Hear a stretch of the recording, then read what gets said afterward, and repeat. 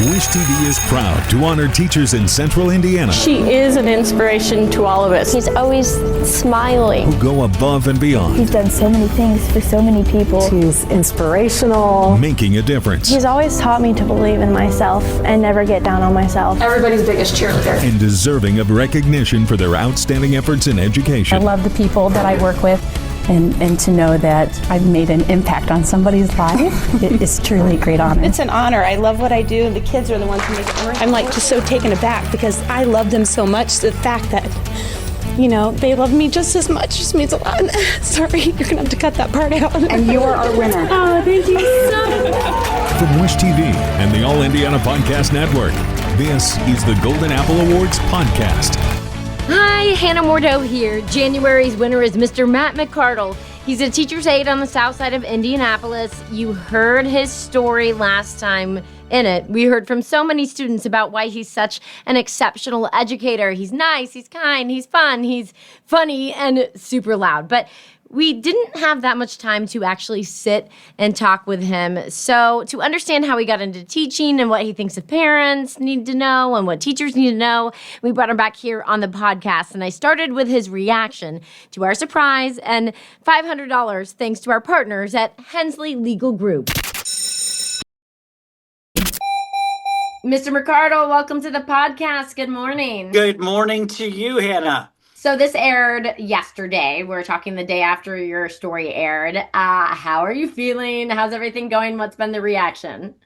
I'm feeling a little bit more popular. It's a good feeling that a lot of my older colleagues that have gone their separate ways and we've kind of lost touching base, so to speak. They have reached out and couldn't say it could have been a nicer person. I've been flooded with emotion. It's been great. Well, I'm so glad to hear that. And I honestly loved that your kids and your wife could be part of the celebration. It was so sweet to have them there. And I hope that they've had a lot of fun in this too. Yeah, and not to mention you guys, the way you kept the secrets, and then the way the final production. I mean, I was crying last night because I kept hearing again from friends or whatever, but to see it by myself and sit there, it made me feel really good. I was shocked all those kids could keep the secret. They did an amazing job. And I don't think I've ever interviewed so many children in one Golden Apple story, but they all had such great things to say about you. And I think talking to so many kids kind of shows your true impact at the school. Can you kind of talk me through, though, what is it that you do at Crystal House Academy South? Yeah, so I work with special ed primarily, which is kind of different to what people think in their head when they hear special ed. So I will take groups of 5 or 6 students down to my little office area here and work with them at a little slower pace, whether it be reading or math. It's quiet here, little slower, so they can just kind of absorb the information at their pace, if that makes sense. Yeah. Listen, I'm actually dyslexic and I had a hard time learning to read growing up. So that would have been something that, I would have been a student that would have worked with you. Yes. And me and myself as well, Hannah. I didn't realize till almost late in high school that I had some problems with reading and understanding the material. So it kind of hit home that I would like to help out here too. And, Hannah, days go by, months, weeks go really quick. And sometimes we don't get to help those friends that really need it. And we don't want them to get swept under. Totally. And it's important work that you're doing. How did you get into doing this kind of work? Interesting. Another tie back to Bloomington. I went to IU and needed some special Pepsi money, if you will. And I started working extended day at the local elementary schools in Bloomington. So after the school closed at 3:30 or 4, and then certain 20, 30 kids had to stay at the elementary school for extended day until their parents could get off work. Yeah. So that was my first interaction of helping the kids, interacting with the kids. And then 14 years later, I'm still here. That's amazing. So what did you go to IU initially for, or was it for Telecommunications? Telecommunications. Okay. Yep. And then, yeah, fell into the children, and I have loved being and interacting with them ever since. It's a very, very unique job. Yes. It is, but gosh, so wonderful that you could find that passion when you're in Yeah. school. You said go Hoosiers a lot in your story. I do have to say, you and I, both from Bloomington, both went to IU. We didn't know I each heard the other, but shout out, Hannah. yeah, Thank what a you. Go small Panthers. world.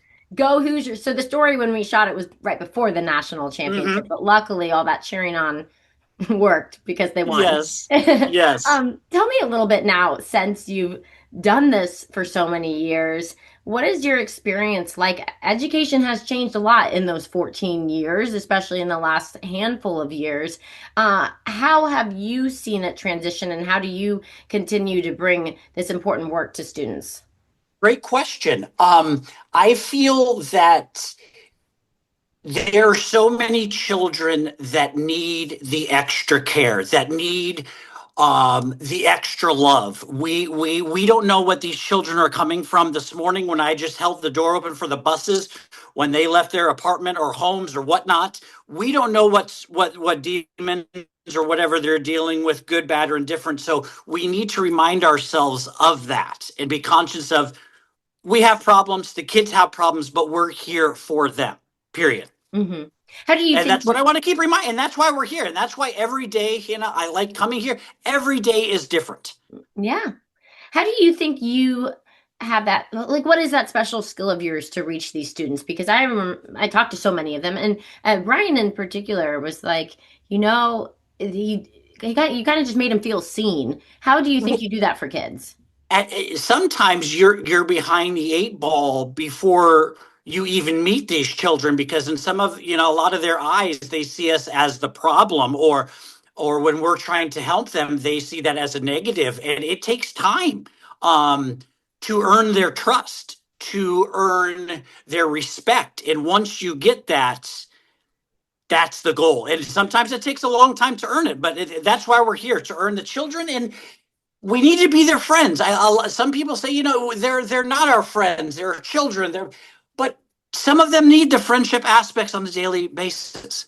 Yeah, maybe like you get that friendship first, and then you can reach yeah, you can kind of open up so they can be a little more trustworthy. Yep. Yeah. Is that something you kind of found along the way, or was that your approach from the start? Yeah, no, at the start, I didn't know much. And then, I mean, these children were just like we were not too long ago. And they need the companionship. They need someone to help them. They need to understand that it's okay to ask for help, whether it be with the reading or math or holding a lunch tray, and you want just anything, all aspects of the day. You are a parent now. You have two little boys. How has that changed your experience as an educator, do you think?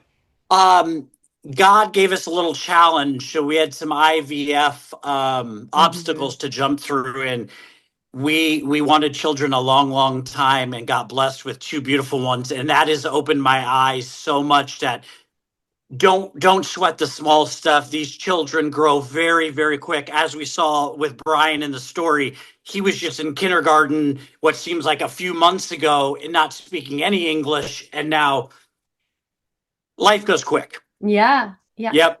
As a parent yourself, what do you think we as parents should know with our kids? Because I have a first grader, and I'll be honest, I'm starting to manage we're working on a reading, but she doesn't always love to do it. And what advice do you have for parents? I have advice, but it's the same advice that I try to follow. It's not the easiest. When you get home, Hannah, or I get home, going from Mr. McCardle or Hannah, and you're doing your daily job, you need to disconnect from that, whether that's on your mind mentally.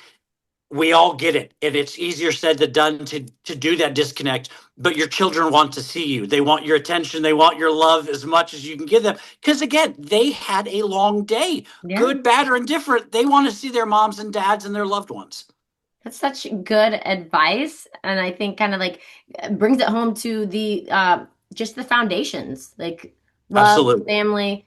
Check those boxes first, and then you can learn from there. Kind of seems like it's easy to get distracted, but you got to turn that job off and give that attention where it's needed. We have been in a deficit. We don't have enough teachers at all. How would you encourage maybe someone thinking about to be a teacher? Like, what would you say to them? I think they're beginning out in college and their heart is in the right place, but I think it comes from above with administration that the teachers need to be appreciated. They need to hear daily, not just the principal talking to children, but the principal talking to the teachers. Are you okay? Do you need anything? They need to be appreciated to stay in the system. It's hard to be a teacher, like you said, not only the money, the long hours, everything else, and again, going home with the baggage, but you need to be appreciated to be a teacher as well. Mm-hmm. Any advice that you would give students too? Like maybe if they're like, hey, I don't have a Mr. McCardle, or advice you'd want to give them going into education? Because I remember Sophia saying, I did not like school. Now I like school. Yes. Great transition. A lot of these children are shy, are scared. A lot don't have English as their first language. They're very shy and scared. So they need to understand to open up and that we are here for them. We can be their friend. Let them come to us with any problems. We are here to help them. Yeah, I think that's a good message for sure. What do you want people to kind of remember or keep in mind when it comes to education, schools, or kids right now? There's a lot of changes and different things going on and never enough teachers. That's a great question. And as you said, we're running out of great teachers, or great teachers are leaving great schools because they're not being appreciated. And school's not going away. I know, like you just said, we have these online classes and all these other things to do, but school's not going away. Our kids need to be in these buildings. They need to be loved. They need to be educated. And that's not going away. Mm-hmm. Mm-hmm. Period. We need good teachers and we need them to stay around. Yeah. Well, we need people like you. But you kind of fell into it. So yeah. I wonder if do you think there's a way to kind of steer more people that way, where like we were lucky that you did this for some side money in college, but you know what I mean?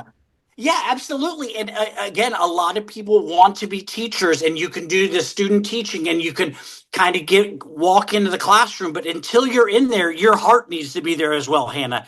You can do all the college courses and you think what you want, but if you're not in it for the right reason, then it's not the right fit. Yeah, it won't fulfill you at that point. But you can definitely tell your heart is in it. And thank you so much for sharing your journey and your passion with us and letting us just kind of come and surprise you, because obviously you didn't know we were coming. Thank you, Hannah. You guys at Channel 8 did a great job, and I really, really appreciate it from the bottom of my heart. Well, we appreciate you. Thanks so much. Thank you, Hannah. Mr. McCardle, you truly are making such a big impact, and the future is so bright for you. From Wish TV, I'm Hannah Mordeau. We're going to continue honoring teachers and educators in Central Indiana who go above and beyond to shape students and change their lives. So if you have a teacher who deserves to be nominated, please tell us all about them. Just go to wishtv.com/Golden Apple. Then listen here to see who our next winner is on the All Indiana Podcast Network. The Wish TV Golden Apple Awards podcast.